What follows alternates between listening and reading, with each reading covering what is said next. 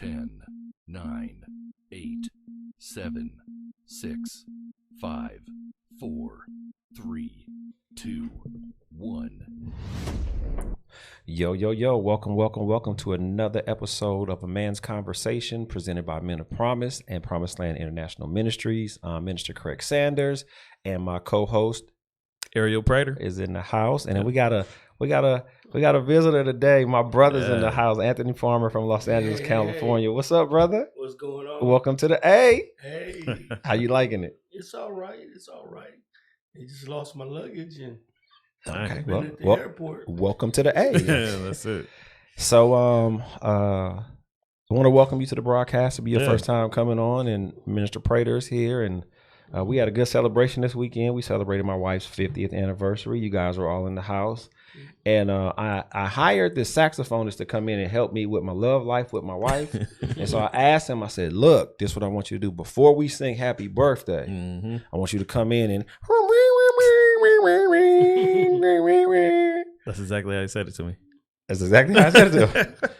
So right before we sung happy birthday, and he's been telling me, he said, you know, when you play the saxophone, it make the boom, boom, boom drop. And I was like, I need that right now. And he played the saxophone, so I'm all excited. I'm getting home like, no. And I went donut. 3 days later, still donut. So I want a refund. I need my deposit back. I need my money. That's something on you. I don't know what's going on over there.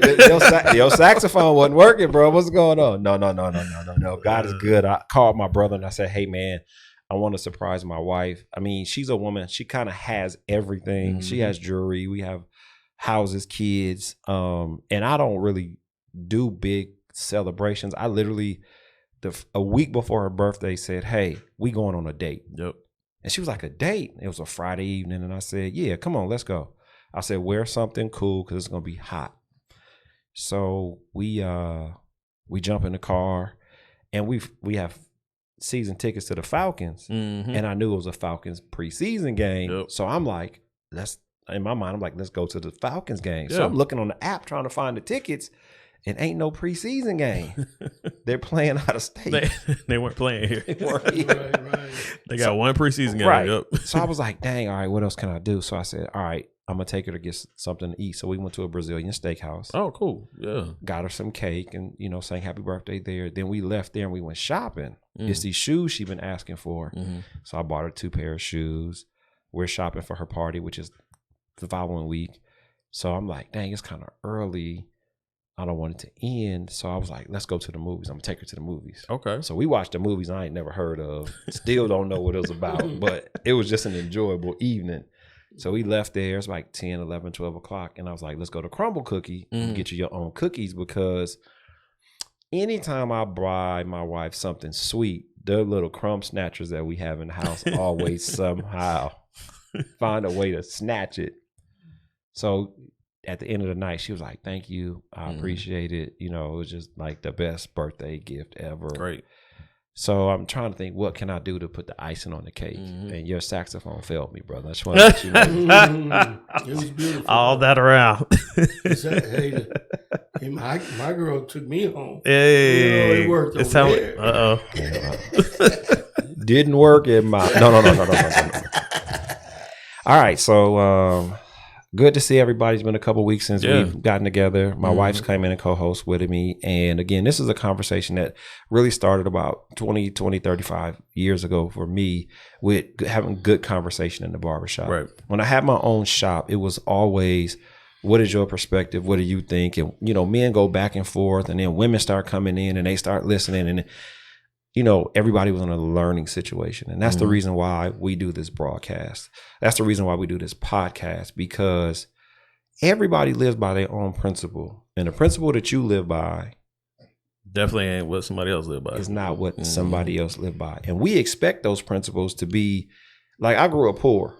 So I thought everybody grew up poor. Right. Where it was no food in my house. My wife, she don't eat leftovers because her daddy cooked a meal like every day. So just those differences in principles and how people live, it really defines who you are. And so what I want to talk about today is, what are some of the structure what's some of the structure and or principles or rules that you live by that have been beneficial and successful for you? But also, what are some that you have lived by but didn't benefit you, or you failed in those principles? And I think it's a good topic to have tonight, because if we don't understand that our principles don't work for everybody else, we'll take our principles into somebody else's house and expect for them. And it happens all the time, every day. When somebody tell me, hey, Craig, can I borrow some money? I'll pay you back when I get my taxes. I already know they're not paying me back. Right. I already know when April comes, I'll be chasing them. So I'm going to be honest with you. I don't loan money. I don't even want to loan money to my wife. Like, I got you. Yeah. I got to. Yeah. But when people come to me and they say, hey, can I borrow? Honestly, I got to consider my house first. And then what I learned is, if I can't loan it out and understand I might not get it back, then I don't loan it. That's a principle that I live by, because I've loaned money out and never gotten it back. Oh, yeah. I assume when I loan money out that I'm not getting it back. That's what I assume. See, you operate by the Bible. You're going to be a lender, not a borrower. Yeah. I haven't got to that place yet, because I can't lend without getting mine back. No, I usually, and one other thing about that, because I feel like that's close right now, but I'm not going to give it. I feel like you're going to get me once. No, that's it. Like, I will lend it to you, especially your good friend, and you have paid me back before, or you've never asked me. Okay, I'll get you. We'll work out something. Okay, well, I have a situation for you. Yeah. Me and you good friends, right? I've never borrowed any money from you. What's my limit on the maybe credit? I shouldn't have said that out loud, because now people know. You got one time with me. Like, and for not paying me back. I'm gonna pay you back. Might be April. When taxes come. Exactly. Well, when people don't pay me back, I feel that God was teaching them a lesson, and then He taught me the lesson. Right. So. And you know what? You made that statement the other night, and it was so clear. Make the real statement. What's the whole statement? Then when somebody's going through something, God is trying to teach them something. Teach them something, because they might have knew they were spending over their limit, and already had you in mind to bail them out. Right. But He was teaching them a lesson, and then you came right in and bailed them out, and then they chose not to pay you now. And yeah. So the principle is God is trying to teach somebody a lesson, or circumstances is coming to somebody from making bad decisions. And He might be teaching you a lesson also. And He might be teaching you a lesson not to be the God in their life. So you go out and you help somebody and they don't pay you back, which the reason why they came to you is because they wasn't paying somebody back. And then you're a casualty of war. Right. And, I've had to learn that also, that, just because, we have a big house and we've always kind of let people stay with us. And I've gone to the point of, can't nobody stay with me. That's it. Yeah. Can't nobody stay with me, because my rules and my regulations, maybe somebody else's rules and regulations for their house. And it was so many people we helped. And I'll give you an example. We had a pastor friend who called us, and their electricity was getting cut off. They had some little kids. And I was like, well, if your electricity is going to be on in the morning tomorrow, y'all come stay with us. Right. So they stayed with us for a night. No big deal. Electricity was back on at 1 o'clock. A couple months later, they're getting evicted. Oh, wow. So I was like, well, y'all come to my house till you find out what y'all going to do, and we'll go from there. So the wife comes over, 2 kids, bags on the floor, and it's like 11. This happened at 10 o'clock in the morning. Okay. It's 11 o'clock at night. Her husband walks in. He don't greet me. He don't greet my wife. He don't greet his wife. He goes to the bathroom, jump in the shower, and go get in the bed. And I'm like, wait, violation. Right. So here go my wife. Well, he's had a hard day, and they never ask if they stay with us. Okay. Yeah. That's first of all. So I'm being patient. I'm trying to be. You would have been too, but yeah. Keep going, please. I got to hear the rest of this. So things wasn't working out, obviously, and it just got to a point where they had to move. So I was like, his wife said something about me, and I basically said, look, don't put my name in your mouth, because I'm feeding you. I'm providing house for you. And the day they moved out, because I told him and his wife, I didn't say y'all couldn't stay here, but you're not bringing your principles into my house. So they got up, they got mad, they left. And this is the funniest thing in the world. I have a Yorkie, male Yorkie, never got out of his cage, never, he don't bark like that. He's just a mild-mannered dog. He's trained to go outside and pee. Gets out of his cage, walks around and pees on the wife. So I'm like, oh, I'm sorry. She's mad because she got dog pee on her. Well, I talked to one of my Muslim friends and he said, Craig, you don't know how spiritual that is. And I said, what do you mean? He said, in our faith and our belief, the two most disrespectful things that can happen to you is one, somebody throws a shoe at you. Okay. Remember when President Bush went over there and they threw the shoe at him? That's disrespect. Okay. The other was for a dog to pee on you. Huh. Okay. He said God was showing her through the animal that you disrespected a place I allowed you to go. And you should not have disrespected this person. So I'm going to disrespect you in the lowest of ways. Yep. And from that time, can't nobody stay with me. Yeah. Nobody else is living with me more than 48 hours. And half of it is you do have your standards, right? Yeah. And you walk somebody through the house, it's almost like, here's how I live. Right. And I'm trying to tell you so that we don't leave on bad terms. Right. But this is how we do things around here. Right. Right. And if you don't get with that, then you already have a problem, right? Because I'm giving you something. You didn't even have the respect to say, okay, this man is really providing for us. He's really doing a solid for us right now. As we in need, right? Right. You the one got evicted. Right. First of all, you got evicted, bro. Like that's, I mean, come on. That's two grown people. You got evicted. Right. So that comes. See, y'all talking about your houses, but that comes after becoming a man, because sometimes you become a prisoner in your own home after letting somebody come in and live with you. Yep. I'm gonna share with you what happened. So they had two little kids, probably let's say 5 and 3. Okay. They put their kids to bed at 8 o'clock. My kids are a little older, so my kids are still playing at 8 o'clock. Right. They had the nerve to come tell us, "Can y'all kids be quiet because my kid's trying to sleep?" Yep. Okay. Yep.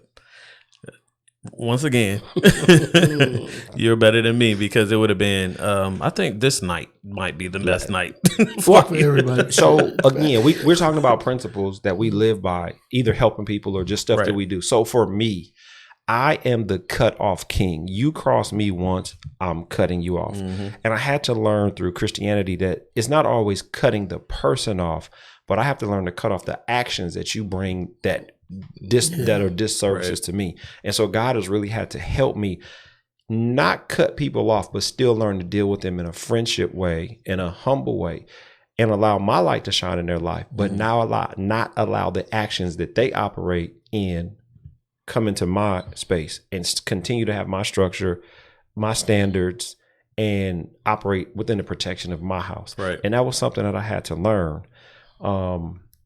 And you talk about, being a man. Our conversation is about being a man. Right. The old man, the new man, the younger man. What is it that we need to learn as men to become better men? Right. And that's what our whole conversation is really about. I have made a lot of mistakes in my mindset and in my thought process of, if I cut them off, I ain't never got to deal with them again. But if you buy a car and you pay it off in the first month, you don't understand making payments. You don't understand having your credit, having a long credit profile. Yeah. It may be beneficial here, but it might not be beneficial here. And I learned that cutting these friends off, it wasn't beneficial for them or me, because God wanted me to operate in long patience, long suffering, and know that who I am, that I'm operating in his principles for me. And if I come to your house, my principles may not work in your house, and I gotta respect your house. Exactly. And you have to make a big effort, right? If you are having to stay, to actually, especially staying with somebody. Can I stay at your house? You can, but we gonna have some ground rules. Can I cook turkey legs for your wife when you're not home? See, that's what we can't do. That's one of the ground rules. Number one ground rule. Number one ground rule. Give us a background. Give us a background on this ground rule, Craig. Oh man, turkey legs. Just a little. Let me see here. When did this start? What, 5 years ago? It's been a few years. But it was something about you cooking turkey at I fried a turkey for Thanksgiving. Yeah. for Thanksgiving, and then Christmas or some other day, Right. but you always had turkey. And there was something about. Did your wife taste it? Yes, you tasted the turkey leg and some part of turkey. She been wanting to marry me ever since. I'm sorry. Why'd you get in the way, bro? This would be a lovely relationship right now. I had to match that fried turkey. That's what it was. Did you match it? Oh yeah, I think it's right now. So that's why she didn't marry me? Is that why she's not here now? I got it right. I Okay. got the recipe right. No. So Ariel has been a proponent of tasting food that I've cooked. Yes. His wife tasted turkey because I was trying to tell you about the Yes. oilless turkey oil. fry, Yep, not using oil oilless. anymore. Yep. And his wife was like, maybe I need to go see Craig about some fried turkey legs. And then Ariel has been insecure about me and her relationship since then. And so to help his insecurity, and this is what God called me to do, is to help people that are insecure. I gave him my recipe for fried turkey legs, and You did though, yeah. and now she's semi happy. Center. Are we good? Yeah, no problem. Did she say she good or you said y'all good? I could hear every single time eating that turkey. That's what I got. All right, let's go back to principles and stuff that we live by. We're all businessmen. You're a barbershop owner, businessman. Yes. I'm a former barbershop owner. You are a attorney, State, all that. Yeah. real estate. What are some business principles that we have that has kept us successful? And part of this is we have to learn to share with some of our mistakes. You don't have to share the whole mistake, but what are some ideologies and mindsets that we had that weren't positive? Some stuff that we've done that wasn't beneficial. And if you don't mind sharing, let's go. Start with you, brother. Yeah. You want Start over there. It'll start over there. Give you time to work your mind up. Okay. All right. I'll share with you mine, and I'll be honest with you. I'm from the street, and in my barbershop, being a hood barbershop, being light skinned, and people think they could pick on you, but what they didn't know, I could actually fight. Okay. Okay, I have had one fight in my life that I lost, and I ain't saying who it was with. Is it somebody in the room? Yeah, Uh-oh. yeah, I didn't know he can fight. Oh, okay. I ain't never. Well, I wasn't really trying to fight with him. I was trying to just tussle with him, and then he started fighting, and I was like, "Violation, bro. We wasn't really fighting. This is a wrestling match, bro." And so somebody came in and took advantage of me, and angrily, I put hands on him. Okay.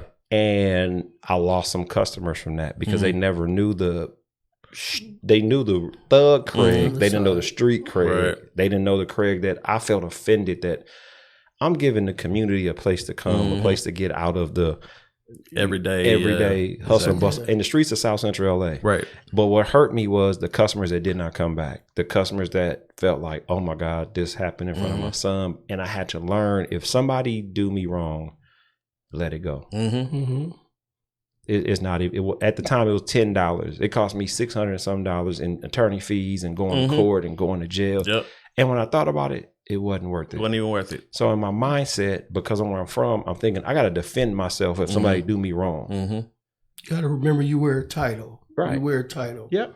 And if you forget that you wear a title, you become like everyone else that walks in. Yep. Yeah. And so that's it. that was one of the mistakes that I made. And I've had people now, I had to threaten this guy who didn't pay for his haircut last week, but I threatened him in a nice way.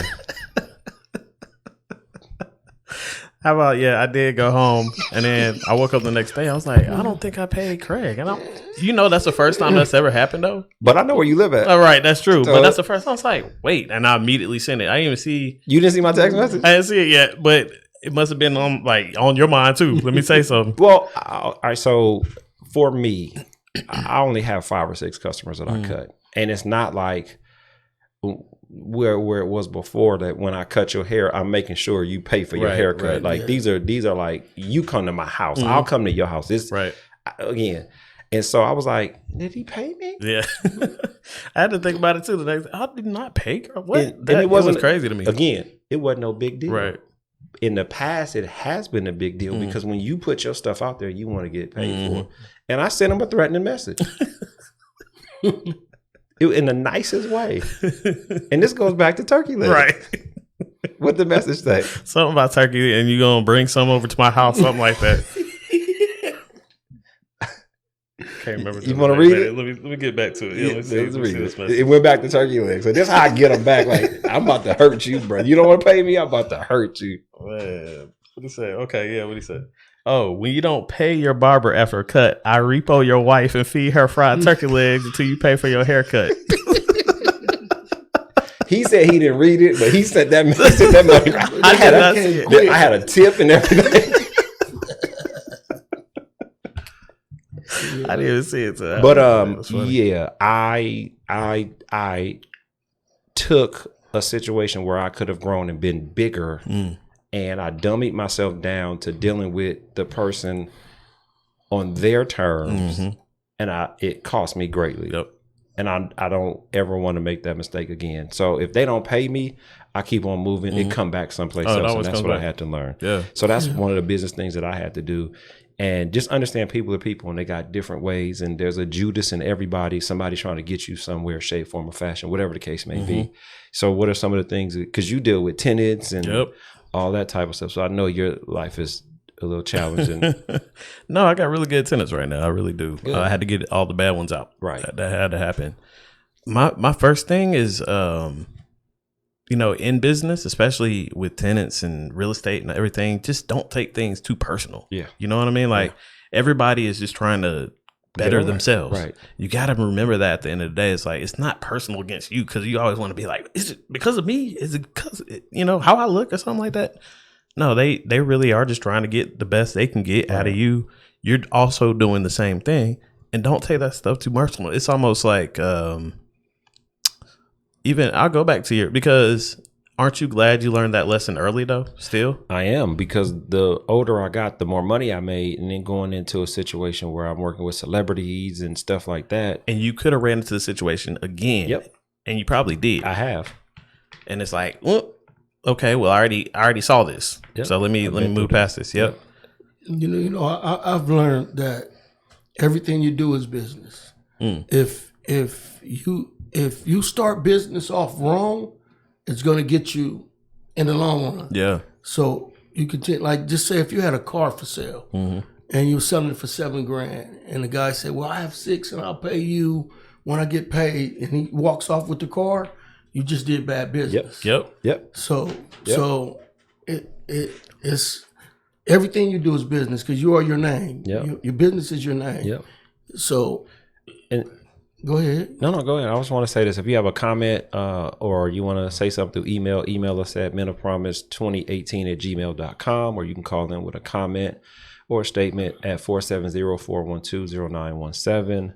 And I forgot to give my please like, please follow, please share on your social media platforms, because it may be somebody who needs to hear this conversation. And again, we're talking about principles, character, morals, and standards that we need to operate by, but we also have to respect that other people operate by other principles and standards that are positive, that work in their area, right? Like they work, for you, right? And so, business contracts, I'm doing some consulting, and I'm consulting for people who are in contract litigation, and I found out that the person that's suing them is operating by the contract that benefits them, but then they're not operating about the contract that don't benefit them. And in law, you have to know how to defend yourself. And I'm consulting people and showing them, if they're going by the contract, you got to read the whole contract to see what's in your favor. And then that teaches you how to defend yourself. Right. Because the Bible says we perish because of lack of knowledge. And my consulting business is taking off, brothers. All right, that's what's up. So we need to understand it's important to have principles. It's important to have structure. It's important to have these things in your life. And I'll show you how there are 3 different principles. They all work the same. Okay. Let's take a house. House has 4 walls. House has windows on all 4 walls. Has a door in the front, has a door in the back. What is the principle for the house, the doors, and the window? They're all there together to protect the homeowner. The window is there, so for one, you can see in and out. Number 2, the window is there. You can let the window up, so it'll let air in and out, right? So even though the principle of the window is to protect, it's also there for a limited purpose to allow air in and out. Right. What's the door there for? The door is there so you can get in and out, right? But it's also to protect the house. But by its dynamics, it lets air in, it'll let water in, it'll let varmints in, it'll let you in and out, it'll let people in and out. Right. So even though all three of these things are on this house, they all have three different purposes, which work hand in hand. But the principle of the wall can't be the principle of the window. Right. Because I guarantee you, if you run through that window, it'll be easier than trying to run through that wall. And so we have to start thinking deeply about the principles that we operate in, and then the sub principles. The house is the biggest principle. The doors and the windows complement, but they got two different functions. Right. They all mean the three different functions. And then each one of them, they do the same thing. It's for entering and exiting, entering and exiting. Right. But that wall ain't no entrance and no exiting. And so when we put our principles together and we erect our principles, what principles do we give a little bit on? Because that window has to give for air to get in and out. The door has to open and close for people to come in and out.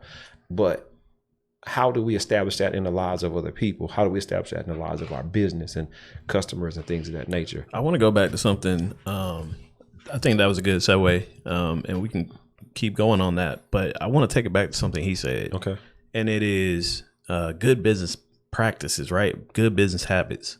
But then something else that you said, and it's I almost want to put it back into I'm a stickler, or I do these things because I always have to do them. That's my principles. Right. And thinking back about, and I want to marry the two together. Go ahead. Because I'm trying to think, business wise, right? At what point is it too much for being a stickler on your principles? 'Cause that's where you're kind of going. Yeah. Where is it too much? Because I was thinking about my tenants, things like that. Okay. Had tenants for 3-4 years now that I really like. They're good. And then every once in a while, they'll come to me, hey, I might be late this month, but I always get it. We're fine. Right. I could operate in, no, you're late. Right. I'm going to need this, this, and this. And if it ever happens again, you're out. Right. I could always do that. Right. Why wouldn't I do that? It's because I do respect the people. Right. And I know they have a history with me in doing that. Right. So just taking it back to that, I think you can, because would that be a bad business practice to do that? For some people, it could be, right? It could be. But so let's go to the foundation of what you're saying. These people you have a relationship with, they're not typically late. Their characteristics are not typical of being late every month. Right. So you're the window. You're opening the window. You're saying, okay, look, you're going to be late, but this is what I need from you. I need the late fees. If you give me the late fees when you pay it, I'll accept it. Right. And I appreciate you being here because based on my contract, I could not accept it. Exactly. Right.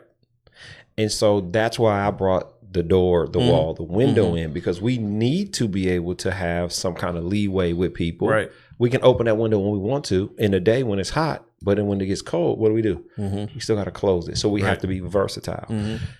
This is the problem. My brother said it is when you do bad business and don't stick to your principles. And that's why contracts are very, very, very important. Very important. Can I tell you a story? What happened? Sure. When I was first opening my barbershop, I had a loan that went through that didn't go through. And I was in the middle of getting the shop.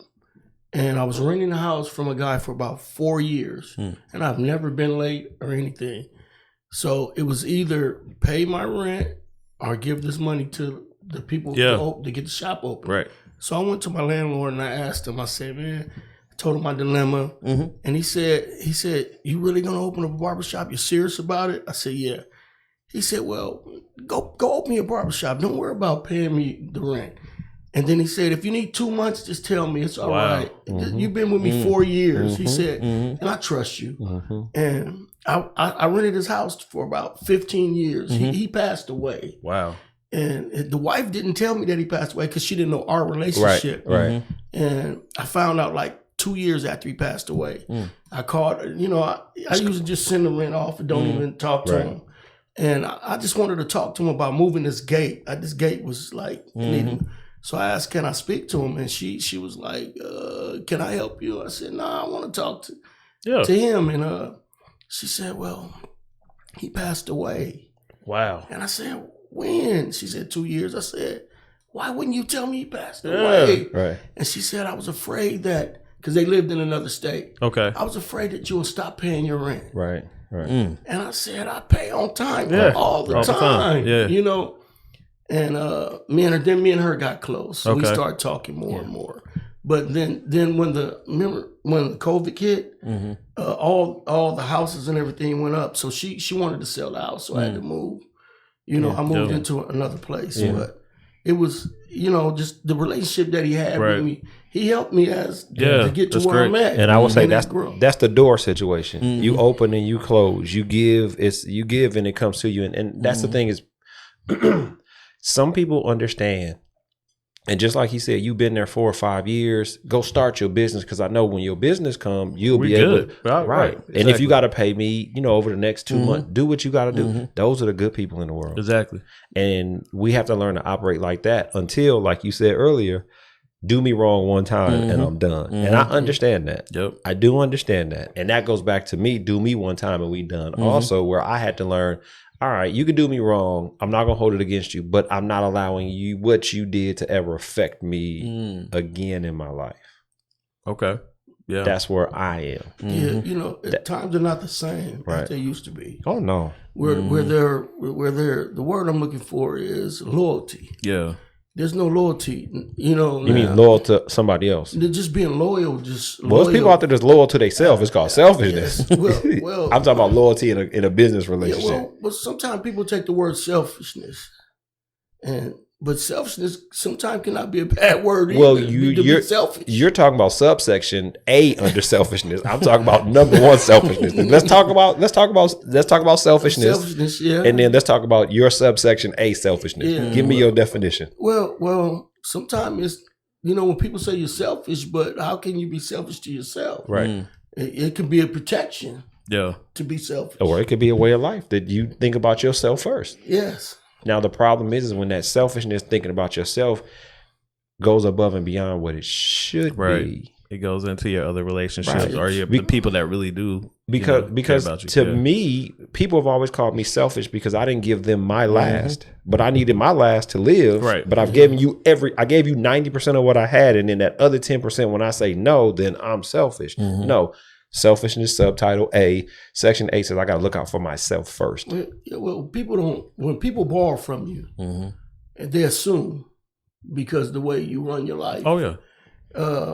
They don't know the sacrifice that you made to even give that to them. Right.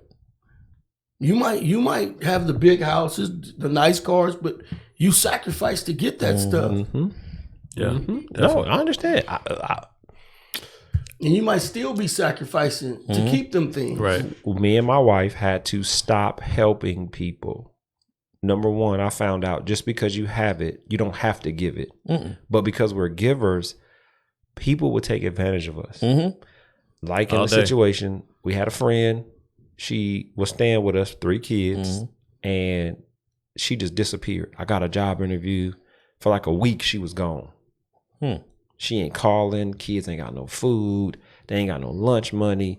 And it's like people would take advantage of us because they knew we will be at home. Yep. They knew we take care of our kids. They know we eat dinner, you know, every night. We cooking, we there.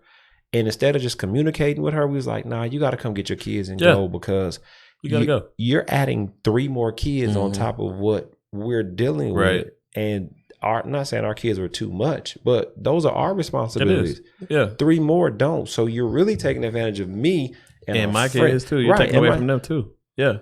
And so we learned, and then it goes back. Can't nobody stay with me no more. I'm sorry. Do borrowers put limitations on what they borrow from you? Nope. Absolutely not. Why is the problem that you can't put limitations on what you give? Yeah. Exactly. You know, I was talking to my mom because I'm a genuine giver. I give. But what you got to give today? Well. Let me explain it to you. This is one of my biggest mistakes that I've learned, and just because growing, is that I think that I don't ask somebody for something if I don't really need it. So I assume everybody else is in that same mindset, which that was the wrong thing to assume. You know, so people want yours and they'll theirs. take theirs. Yep. They'll keep theirs Yep. and want yours. So I had a long talk with my mother, and she told me, "You're a genuine giver, so so you have to select and choose wisely, and pray about what you give." Right. Yeah. Yeah. You do. And either you're gonna learn to do it that way, or you're gonna learn the hard knocks way. And we had to learn. I think some of it God was telling us to help people, but this is what happens when you help people. They tend to take it for granted. Yeah. And not Always. appreciate what you've done or what you're doing. Oh, they let me stay. Like the guy, we let him stay when his electricity was out, but he just assumed It was always open. it was always open. And you know, my wife sound mean, but I operate off of, first of all, what got them in this situation? Evicted. That means no money was coming in somewhere. That means no money was going out to keep the house. Exactly. And I mean, for me, that shows that somebody didn't take care of some responsibilities. And how can you get out of a hole when you're in a hole if you're helping them? So, you know, with helping them or helping other people, they got comfortable. And now we put them in the smallest room. If somebody stayed, we put them on the couch, the let out couch. Yeah. Because we got I'm gonna be honest with you. I got a mattress that's 20 years old, and it's the best sleeping mattress in my house. And so we would put them in. That's the guest room. And that mattress. one, they be get there for 2 months. Yeah.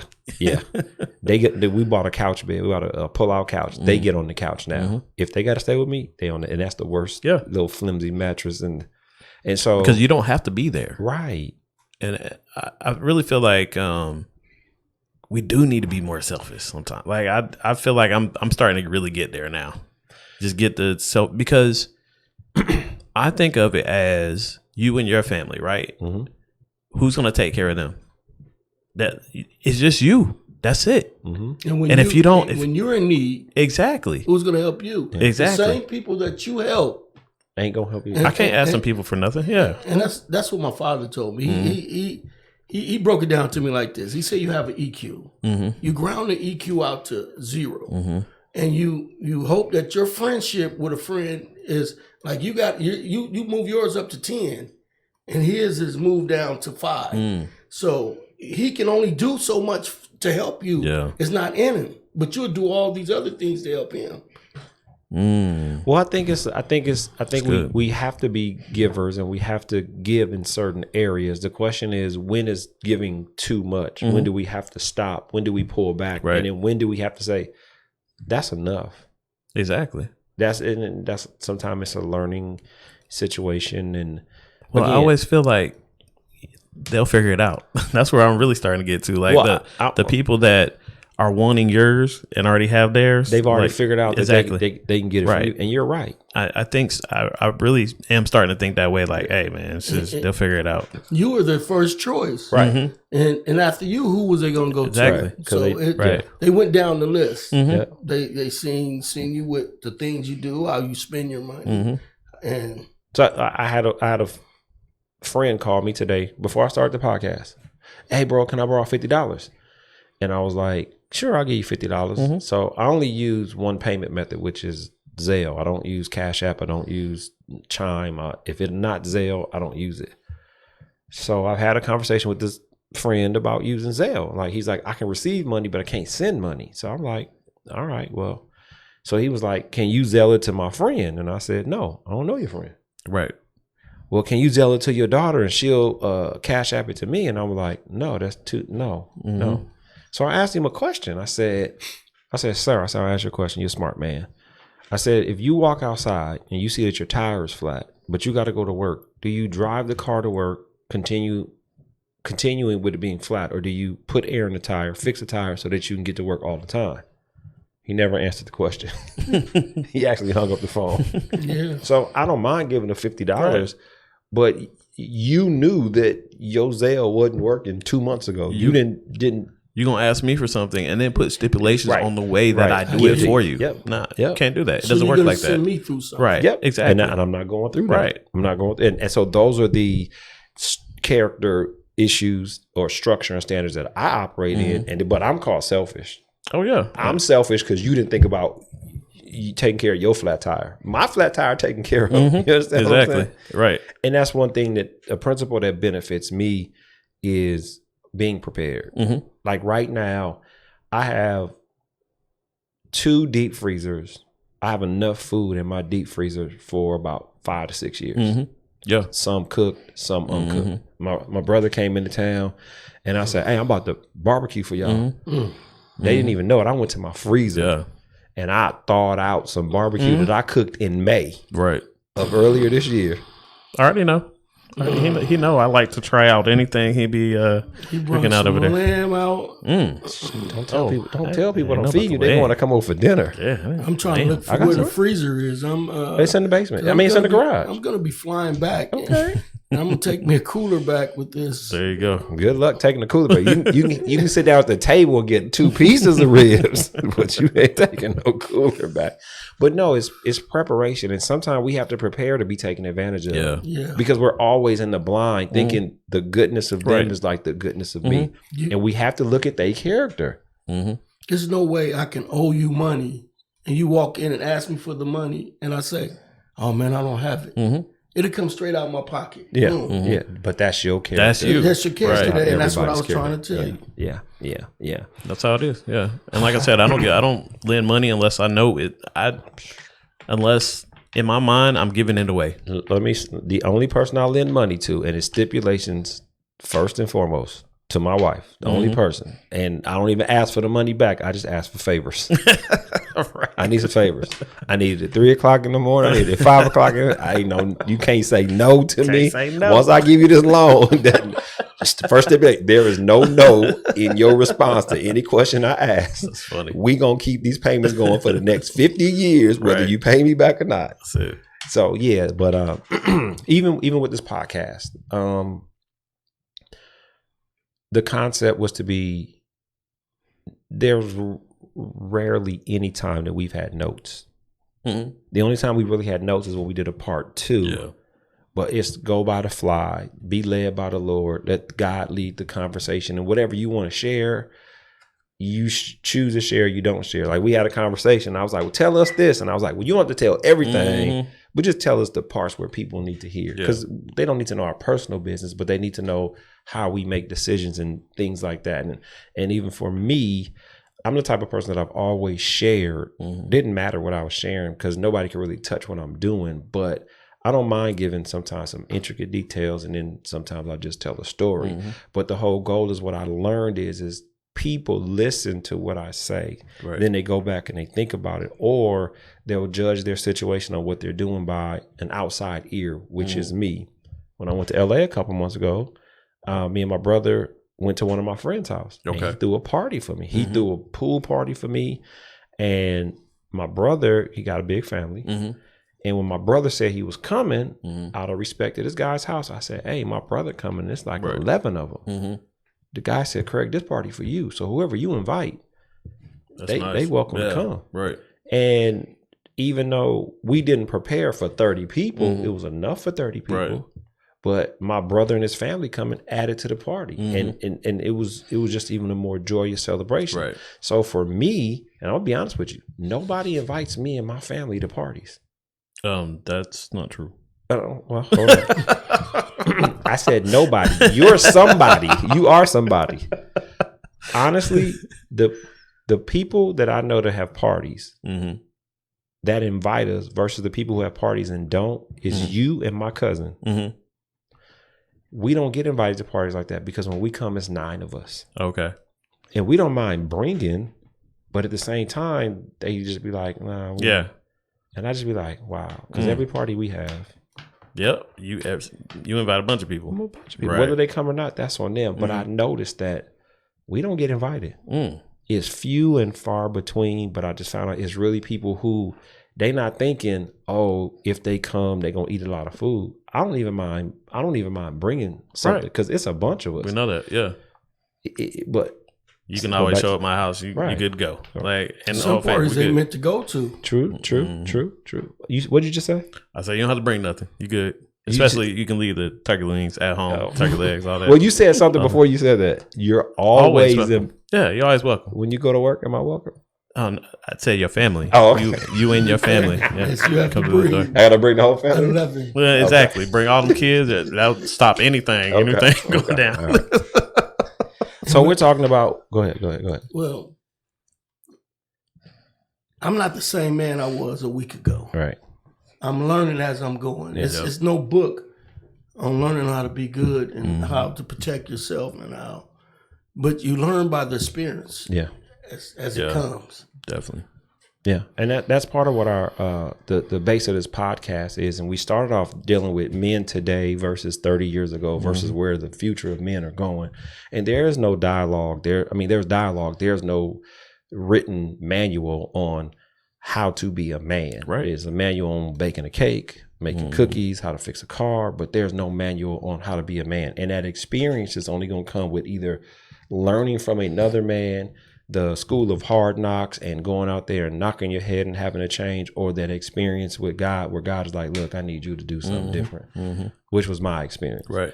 And so with these different dynamics, the reason for this podcast is to share all those dynamics, how God did it for us, how we made mistakes. And, our last podcast is, what's the future looking like? Because men ain't the same. They're not learning the same. The future looking bad. I have a barber. And anytime I say something to him, he gets butthurt. Like I'm hurting his feelings. When I first started cutting, Craig was showing, my brother was showing me technique. Right. He was showing me what to do and what can save time. And when I see another barber going through that, You want to help him? I want to help him. When Craig was teaching me, I took it in because I wanted to learn. Right. I really wanted to know. But I have a barber now.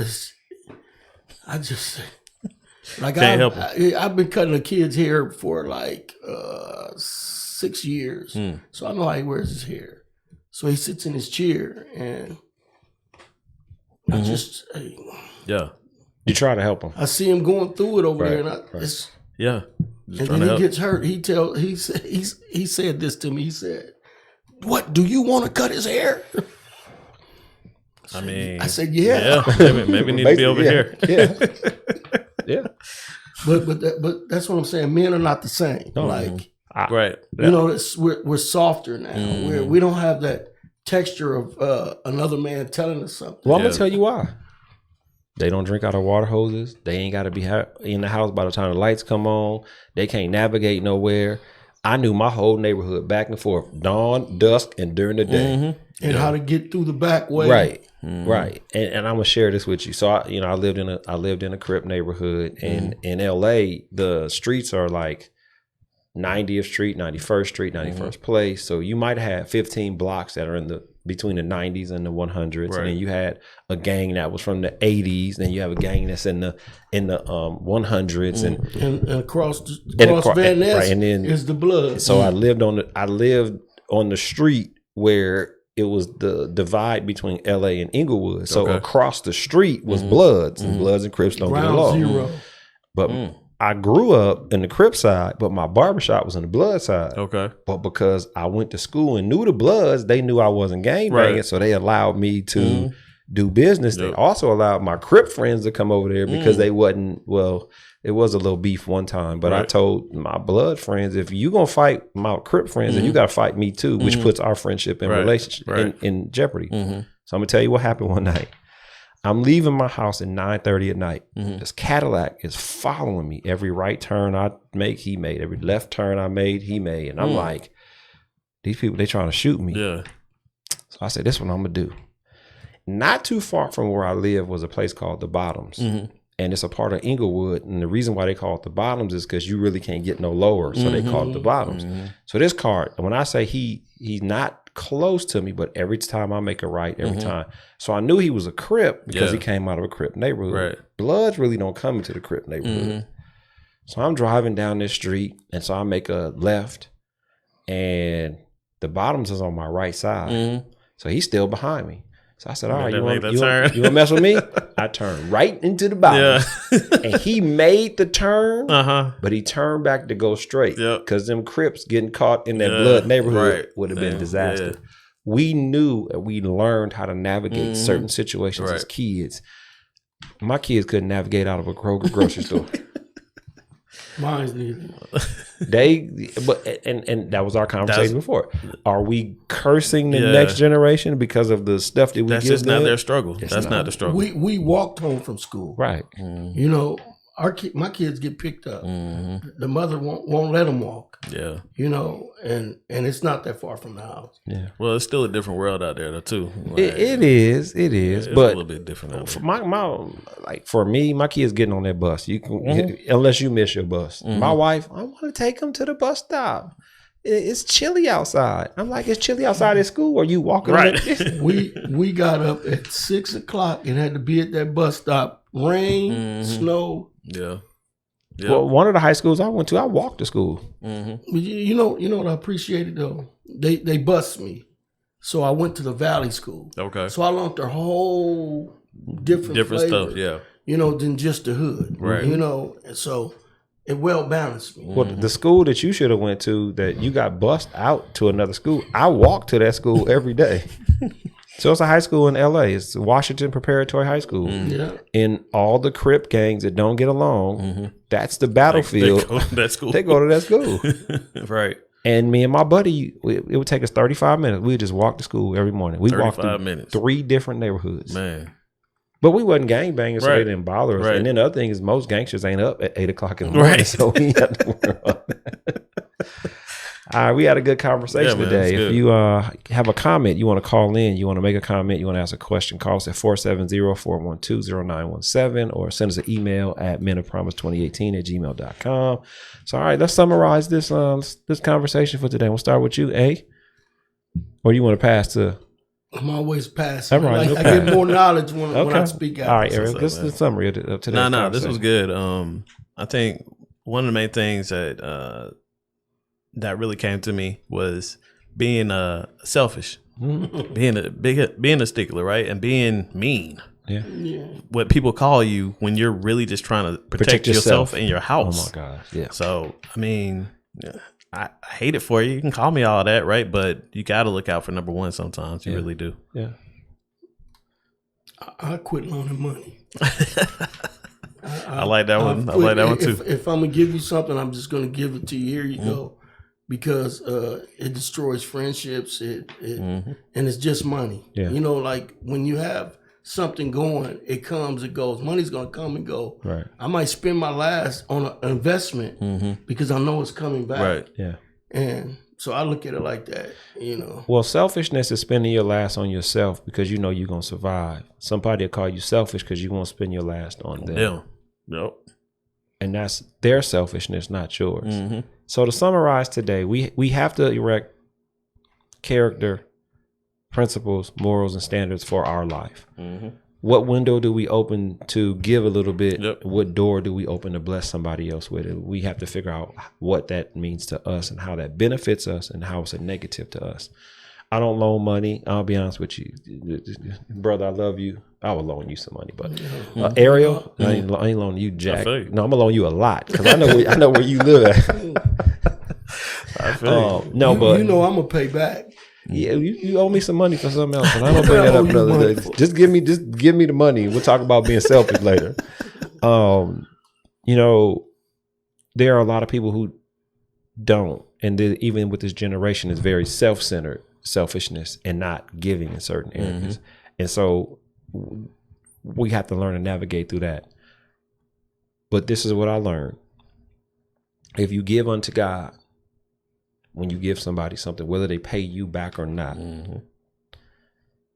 even if you made a mistake and you shouldn't have did it, give it as unto given to God, because he'll always bring it back to you. It brings it back. And then we have to fall back on, is God trying to teach them a lesson and we getting involved and messing up, or is God teaching them a lesson and we get involved? Now he got to teach us a lesson. Yep. We both lessons being taught both ways. Yeah.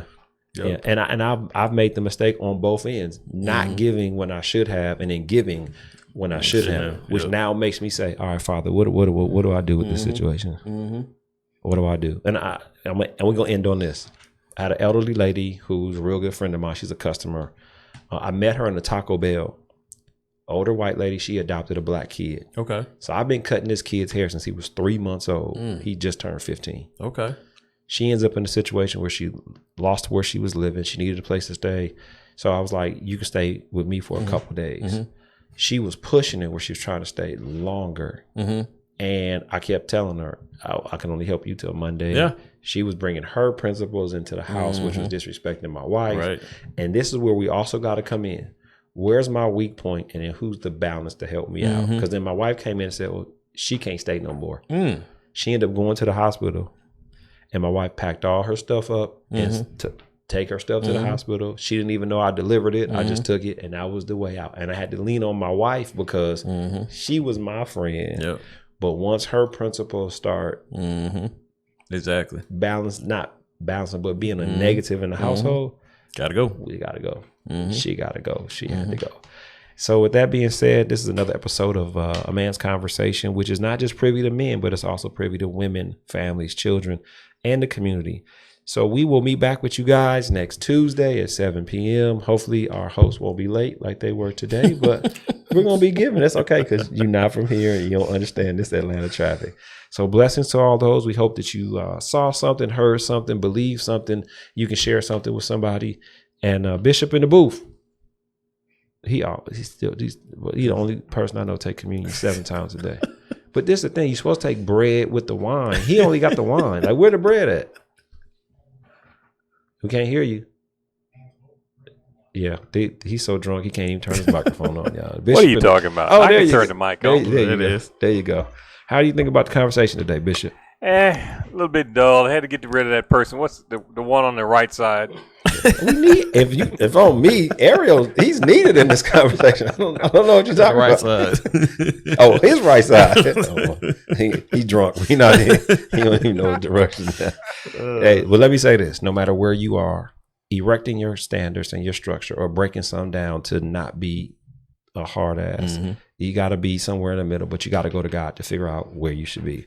We'll see y'all next week. Yeah. Blessings. All right.